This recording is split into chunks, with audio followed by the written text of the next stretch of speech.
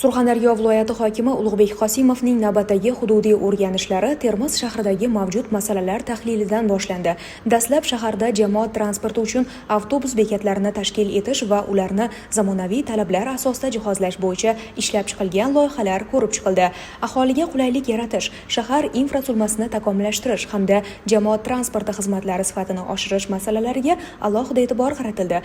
Termiz shahri iqlimining issiqligi inobatga olinib, bekatlarni quyoshdan himoyalovchi yechimlar bilan jihozlash, yo'lovchilar uchun soyabon va qulay o'tirgichlar o'rnatish, shuningdek bekatlarni zamonaviy, shinam va foydalanish uchun qulay ko'rinishda tashkil etish bo'yicha takliflar bildirildi. Shuningdek, tijorat banklari balansida bo'lgan, ayni paytda foydalanilmayotgan mol-mulk va obyektlarni auksion savdolariga chiqarish masalasi muhokama qilindi.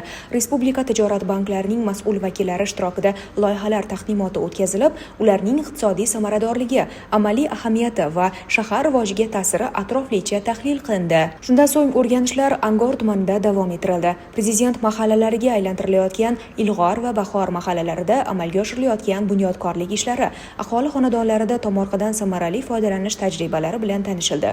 Xonadon egalari bilan muloqotda yetishtirilayotgan qishloq xo'jaligi mahsulotlarini sotish, qayta ishlash va eksport hajmini oshirish masalalari muhokama qilindi. Qayd etilganidek, Ilg'or va Bahor mahallalari asosan dehqonchilikka ixtisoslashgan. Bu yerda har yili yuzlab tonna qishloq xo'jaligi mahsulotlari, jumladan sabzavotlar yetishtirilib, ichki bozorga yetkazib berilishi bilan birga eksportga ham yo'naltirilmoqda. Mas'ullarga ishlarni jadallashtirish, aholi turmush sharoitlarini yanada yaxshilash va zarur infratuzilmani yaratish bo'yicha vazifalar belgilab berildi. Eng namunali mahalla qilib, bu yerda mahsulot ko'p. Har bir uyda odamlarda ishlik, yangi ekinlar, keyin agrostar bo'lyapti. Xaladelnik, eng katta muammo xaladelnikda. Bizlar pishgan paytda masalan shu qizilcha xaladin solib qo'ysak, pishgan payt 2000 bo'lib qoladi. Xaladin solib 2 oy saqlasangiz 10 mingdan sotadi. To'g'rimi? Keyingi manzil Qiziriq tumanidagi Gulobod mahallasi bo'ldi. Bu yerda zamonaviy loyiha asosida 2 qavatli savdo va xizmat ko'rsatish kompleksi barpo etilmoqda. Viloyat rahbari loyiha taqdimoti bilan tanishib, tadbirkor bilan muloqot qildi. Yangi majmuada tadbirkorlar va xaridorlar uchun zarur sharoitlarni yaratish, qurilish ishlarini sifatli va belgilangan muddatda yakunlash bo'yicha mas'ullarga vazifalar topshirildi. Shuningdek, avtomobillarni utilizatsiya qilish va ikkilamchi resurslarni qayta ishlash majmuasini tashkil etish bo'yicha amalga oshirilayotgan investitsiya loyihasi ijrosi o'rganildi. 2 gektar maydonda tashkil etilayotgan korxonada foydalanish muddati o'tgan avtomobillar, qora va rangli metallar qayta ishlanib, ulardan yangi metal mahsulotlari ishlab chiqariladi. Qiymati 1 million AQSh dollari bo'lgan loyiha ishga tushirilishi natijasida 30 ta yangi ish o'rni yaratiladi. Korxonada yiliga 10 ming tonna metal mahsulotlari ishlab chiqarish hamda byudjetga 1.2 milliard so'm tushum tushirish rejalashtirilgan. Viloyat rahbari loyiha bilan tanishib, tadbirkor bilan suhbatlashdi.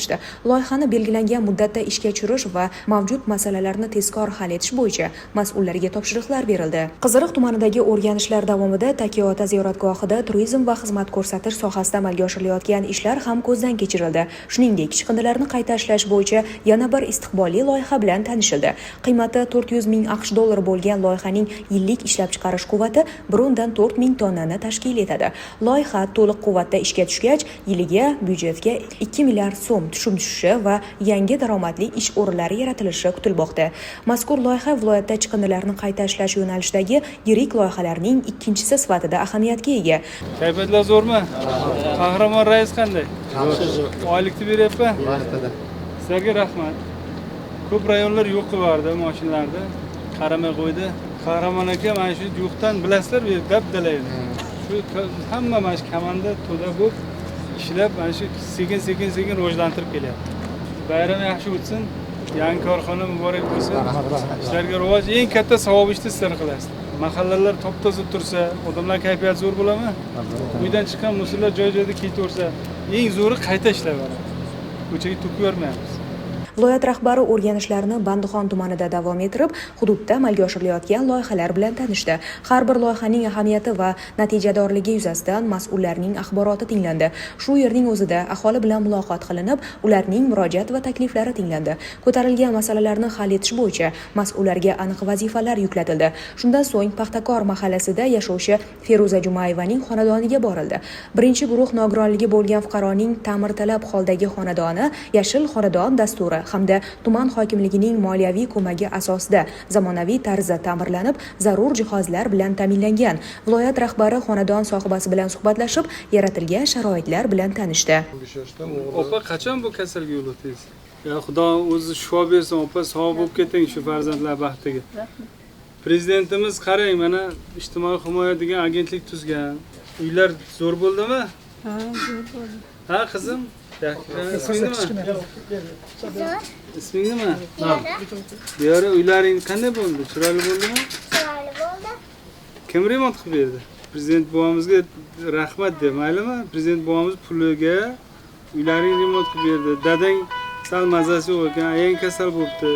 Keyin shu uylar qilolmayapti ekansizlar. Qiynalmasin deb prezidentimiz pul berib, qarang, hokim bu ham qo'shib mana devorlar qilib, devorlar yo'qmidi oldin? Bormidi? Yo'q edi. Uylar bunday emasmidi oldin? Chiroyli bo'ldimi? Dars qiladigan joy bo'ldimi, yo'qmi stol? Bor. Qilib berdimi stol ham? Parta. Parta. Parta bor. Dars qilamizmi? Nechinchi sinf? 2ga o'taman. Yaxshi, malades. 5 ga o'qish kerak, 5 ga. 5 akamda. Yo'q, 5 bahoga. Sayyor aka, yaqin aka, katta qizi, mana o'g'il, kelsa. Sayyor qandaysan, yaxshimisan? To'g'ri aka, Uylar chiroyli bo'ldimi?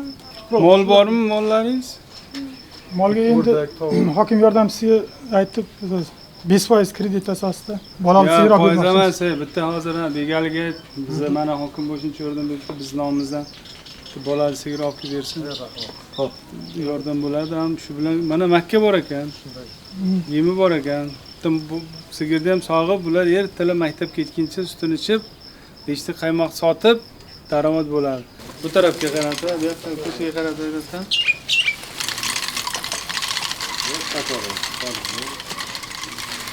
Shuncha yordam berganingizga Sog'ayib keting, opa, prezidentimizni duo qiling. Mana Umri shuncha uzoq. qarang, sizga o'xshagan minglab oilalarga prezidentimiz yordam umri beradi. uzoq bo'lsin. Sumkani olasan, bu yil faqat kelishi 5 ga o'qiymiz, 5 baho. 5 baho. Ha? 5 bahoga o'qiyman. Ha? 5 bahoga o'qimasang bo'lmaydi. Zo'r o'qisalaring ertaga mana shu dadangni ham, ayangni ham davolatasizlar. Bu qaranglar, bu hayotda shundayda har xil qiyinchiliklar bo'ladi. Har xil sinovlar bo'ladi. Bunga faqat sabr bilan kutgansizlar, mana qarang, Xudoning o'zi to'g'rilab prezidentimizni e'tibor berib, mana uylar remont bo'ldi. O'rganishlar yakunida Bandixon tumani markaziy ko'chalarining infratuzilma holati, soliq idorasining yangi binosi va unda yaratilgan sharoitlar ko'zdan kechirildi.